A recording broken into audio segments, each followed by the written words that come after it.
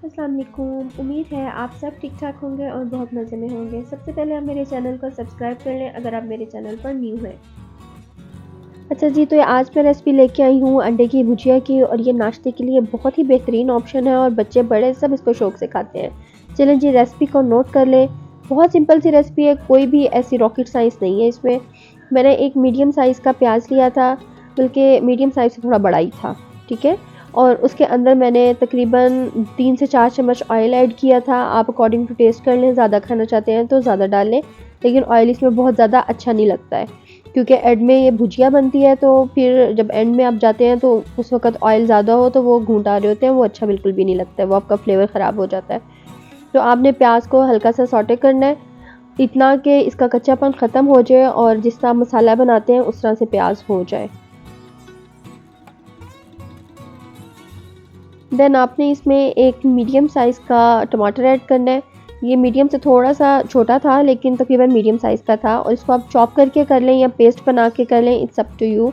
लेकिन मुझे चॉप किया हुआ ज़्यादा अच्छा लग रहा था इसमें, तो मैंने उसको वैसे बनाया है। और उसके बाद आप इसमें सब्ज़ मिर्च ऐड कर लें, 3 से 4 ऐड कर लें, क्योंकि सब्ज़ मिर्च का फ्लेवर बहुत मज़े का लग रहा होता है। इसमें सिंपल नमक, मिर्च, मसाले ऐड किए हैं, कुछ भी रॉकेट साइंस नहीं थी। थोड़ा-सा पानी डाला है ताकि प्याज़ का जो खड़ा-खड़ा लग रहा था या कच्चा-कच्चा सा लग रहा था, वो अच्छे से मिक्स अप हो जाए और मसाला होमोजेनाइज़ हो जाए, मतलब अच्छे से मिक्स हो जाए मसाला।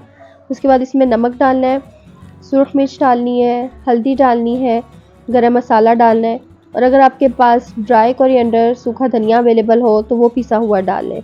और अगर आप साबुत गरम मसाला डालना चाहें तो वो आपकी अपनी चॉइस है, लेकिन मोस्टली लोग पसंद नहीं करते और अंडे की भुजिया में तो ज़्यादा अच्छा लगता भी नहीं है। अच्छी तरह से आपने मसाले को मिक्स करना है और उसमें थोड़ा-सा पानी डाल के इसको ढक के रख दें या वैसे रख दें, यहाँ इतना कि मसाला अच्छे से मिक्स हो जाए और थोड़ा नरम हो जाए। फिर आपने इसको नॉर्मल फ्लेम पे, मीडियम फ्लेम पे आपने इसको अच्छी तरह से भून लेना है। इतना सा भूनना है कि इसमें ऑयल अलग हो जाए और मसाला अलग हो जाए। जैसे कि आप इस तरह वीडियो में देख रहे हैं कि मसाला अलग हो गया हुआ है और ऑयल अलग हो गया है, ये अच्छी तरह से भुना जा चुका है। अब इसके अंदर आपने 3 से 4 या अपने अकॉर्डिंग जितने आप अंडे डालना चाह रहे हैं, ये मैक्सिमम 4 अंडों के लिए ठीक है। अगर आप उससे ज़्यादा करना चाह रहे हैं तो आपको मसाला भी उससे ज़्यादा बनाना पड़ेगा। अंडों को ऐड करने के बाद आहिस्ता से बहुत हल्के हाथों से आपने इसको मिक्स अप करना है।